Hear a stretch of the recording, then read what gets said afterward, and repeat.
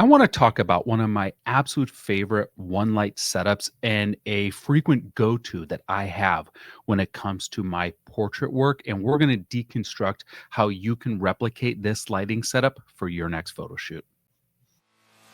Are you tired of the endless stream of fantasy marketing and vanity metrics? Yeah, so am I. My name is James Patrick, and I'm an internationally published photographer, media specialist, and marketing strategist. As a creative entrepreneur, I face the same exact frustrations you have, being bombarded by generic advice that promises success but never lives up to the hype. We need to move beyond the posturing, beyond the facade, beyond the image to navigate the unique challenges we face as creatives. Together, we're going to dive into real stories, real strategies, and the real work that can lead to the real results. This is the Beyond the Image podcast.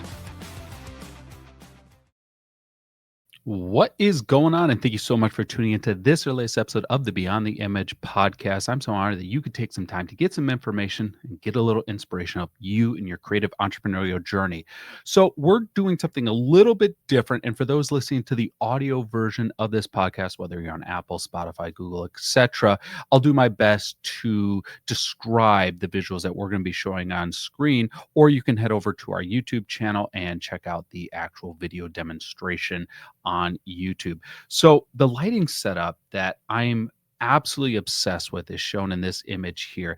And the reason I like this lighting setup, really specifically for portrait work, is it blends together two really different approaches to light. The first is very broad and soft light.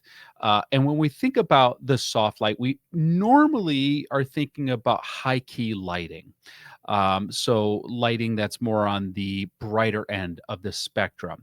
And this approach to lighting has that softness while still retaining a lot of those rich, deep, lush shadows that is more indicative of dramatic portraiture.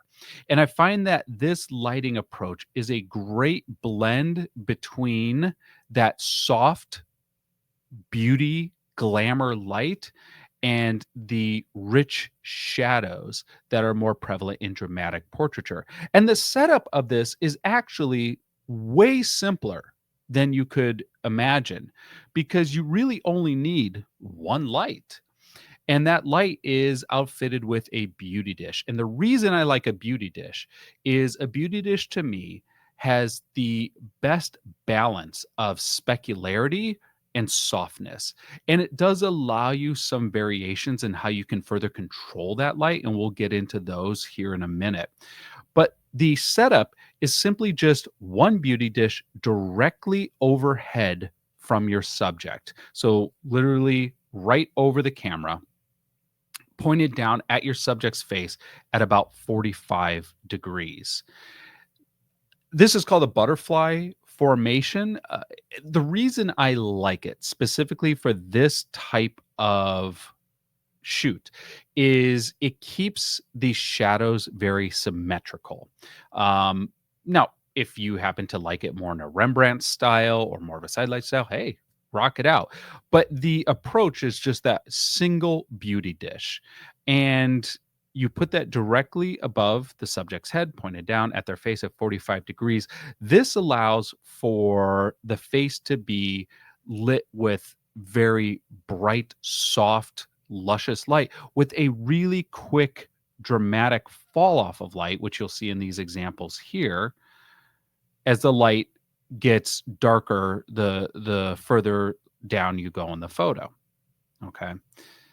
Now, there are variations, as I mentioned, that you could apply to this light that really refine and give you a lot more control of this light. One of the things that you can do is you can add a diffusion sock over the beauty dish itself. And what that diffusion sock will do is it will soften the specularity of the light even further on your subject's face and help make the fall off between. When I talk about fall off, I talk about how quickly it goes from a highlight to a shadow. It'll make the fall off more gradual between your highlights and your shadows. Just A little bit. And this is really just a personal preference, and then also how you feel the light is falling on your subject's skin and what their skin tone is like. So there are times where I don't like the diffusion sock on it because I want a faster fall off or a harsher shadow between a highlight and the shadow, or a harsher line between the highlight and the shadow. And then there are times I feel it's just more flattering to have it. So that's one variation that you could do. Another variation you could do is you could put a grid inside your beauty dish. And often grids for beauty dishes come in 15 or 30 degrees. And this allows you to further hone the light on your subject's face. Now, what is a grid going to do? Well, a grid is going to have a more focused light on your subject's face and allow for a faster fall off. So your fall off is going to be even more significant or harsher. It's going to fall to shadows a lot more. And this you can get really creative because you can really hone the light and the focus of your viewer into your subject's face, into their eyes, and allow anything else to kind of fade out of focus. Um, Another variation, in fact, 2 more variations that you could do on this. One is you can add black V flats to either side of your subject. And what this is going to do, particularly if you're in a studio that has ambient light, is it's called the negative fill, to use a black V flat. This is going to remove ambient light from hitting the sides of your subject. Once again, we're controlling where light is going. So, for example, let's just say your strobe, in addition to firing at your subject, was bouncing off a wall nearby. You're going to get some of that reflective light on the side of the subject's face. The black V flats on either side of your subject, they're perpendicular to your subject, will reduce that to allow the light to fall off even faster on the sides of your subject. One other thing that you could do is, and once again, this is all personal preference, is you can add a reflector right underneath your subject. You could put it at waist height, you can raise it up, or you can lower it based off how much light you want reflected upwards onto your subject. What this will do is this will soften the light to shadow fall off and make that fall off a little bit more gradual. So, one of the things I like to use is I have those U-shaped reflectors that go on a stand, and I'll have one of those and I'll raise it or lower it based off how much fill I want in those shadows. If I feel the shadows are too dark and I don't feel that's flattering enough, I might raise that reflector up more to add in a little bit more reflection into those shadows, a little bit more fill out into the shadows. Or I could lower it or remove it altogether. Like the examples I'm showing, it's removed altogether if I want darker or richer shadows. And that's it.